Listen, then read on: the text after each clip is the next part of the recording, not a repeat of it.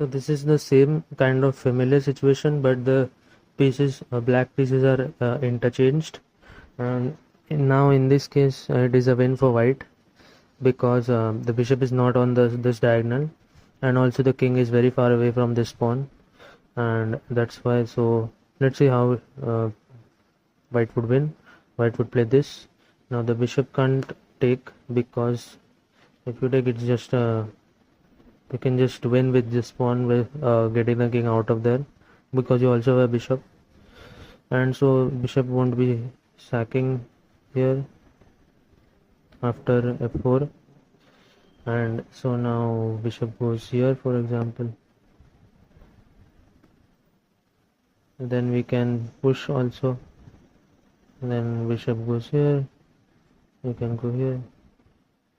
Bishop goes somewhere here, and after here we can even push this because the bishop can't sack.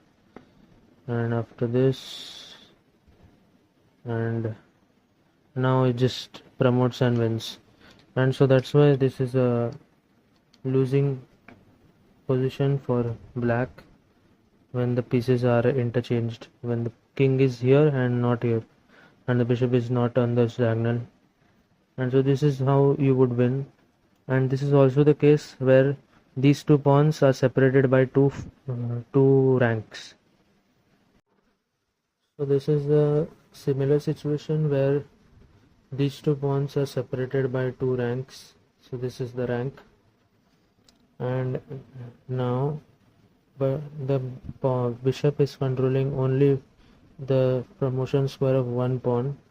This pawn is not controlled, but this is still a draw. King goes here. So this is still a draw because let's see why.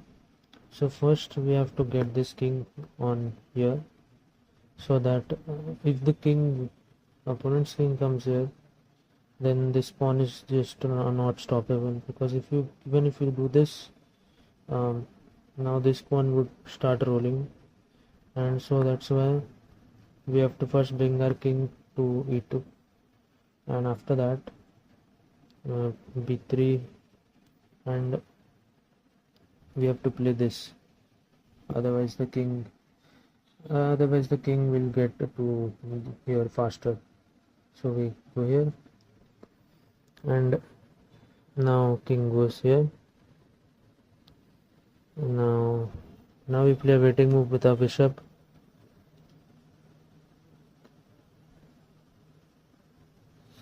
and king goes here. Now we wait again, and king goes here, and this time we don't wait, we attack the pawn, because if we had not attacked the pawn, the next move would be, let's say we will play a waiting move, the next move would be this, and then the pawn would not be not stoppable by the bishop, and so it would be a draw, and it would be a win for black. And so that's why after, when the king goes to here, we have to attack the pawn, and now the king goes here, we go here. Now still the pawn can't be pushed because it is pinned to the king, so king goes here, and now we play this move. And now if pawn is pushed, we play this move, and now the big king can't protect the pawn or even get close to the promotion square, and now we can just stay here and keep repeating the position probably, and that will be still a draw. And so yes, this was the situation after. So it's not a loss always when it's a knight pawn or a rook pawn, when two pawns are separated by two ranks. So it's a draw when this pawn is a knight pawn or a rook pawn, either one of those. This position is in this position the attacking bishop controls the promotion square, and this in the previous one it was a knight pawn, and these two there was two rank difference, but the promotion square was not controlled by the attacking bishop, it was controlled by the defending bishop, and so this time it's the opposite, and this position is winning. Now let's see how. So first this bishop needs to control these two squares, but this time it's okay to leave this square, because even if so let's bishop goes here first, so you can't push this because this bishop is hanging.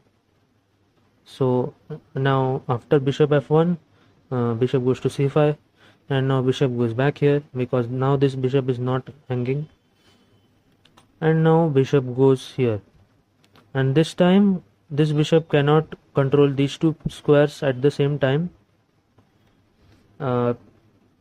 because he has to give away one of the squares, and this is not the preferable option. You can't leave this diagonal or this pawn, because if this pawn is pushed, then you can't really try to save it, because this pawn will be more advanced than this pawn. So bishop will go here after this, yeah, so now bishop will go here, and now pawn push, king goes here, and king goes to d5, e5. Now the king is also trying to get to this pawn, because this pawn is also needs to be advanced, and so king goes here to this square, trying to get to this square. The black king prevents that, and now bishop gives a check, king has to go back, king goes to f6, and now after king goes to f6, bishop goes here, king goes to d6, sorry, king goes to d6, and now bishop goes here trying to attack this pawn, and so pawn is pushed, so that to not have the bishop, not let the bishop control that pawn, otherwise the king wouldn't have been able to move. And so now after the pawn is pushed, bishop goes to d3, and now king goes to c5. So we go to d3 so that the king won't have a tempo on the bishop, and after that bishop goes to e2. Now the pawn is pushed, king goes to d7, and now the pawn is pushed again, and now the bishop goes to f3 to stop the pawn from pushing even further, and now king goes to d4, and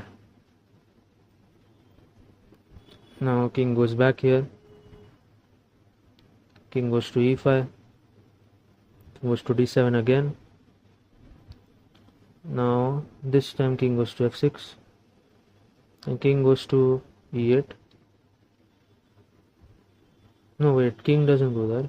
Now we play bishop here to stop the king from getting here. If we play this instead, then this pawn would push, and the next turn it will promote, and so the king has to be here. The bishop goes here. Now king goes to g7, king goes here to attack the pawn, bishop comes back to protect the pawn. Now king goes to f8, and king goes to e7 again, d7 again, and now we play d2. So this is the tricky move. I've almost forgot it because it's so unique, and this time we play this because what we are trying to do is we are trying to protect the pawn from this side and not from here, because if we go here, then the king would go here and attack the bishop. So it's just a bit quicker to go. This is also winning because the king can't really take, because we just push the pawn. But this is a bit faster, because this time even if the king goes here, we can just push, take, and it's a bit simpler. And so that's why bishop goes to d2, and now after the king attacks, we go here, king goes back, because the king can't go here, because then white promotes and the bishop is lost, and it's just winning, clearly winning. So king goes here, and then this push, and now the king can't stop the pawn, and you just get a queen and easy win. Yeah, so this is the win for white, because after this promotes, and if you had played here, this check and this would promote, you would take, king takes here, and then just king move, because you can't black can't really take the bishop, and black goes here, king goes here, black goes here, king would go here, not here, here, black goes back again. So basically it would be a win, because you can just do this, and just make sure that it's not a stalemate, and then just win the game. And so that was this checkmate, where the bishop is controlling the promotion square of this pawn, the other pawn that is a bit far away from the king, defending king. And so yeah, that was the position. In this position, this is a draw, and this is the kind of like the perfect setup, because let's play the position. So king goes to f5, because this pawn is already protected by the bishop, and now king goes to e7. Now this move might be very unusual, because the king just gets to e5, but we have this check with the bishop, and now king goes back here, another check, king goes to here, and now we go back. So this is like a repeated position, this was already played. So that's how you can just play out the same thing again and again, and it will be a draw in this situation. So it has to be the A or the D or the H file or the E file, and so and this needs to be the setup where the king is here, the bishop is on this diagonal or this diagonal, and it's a draw.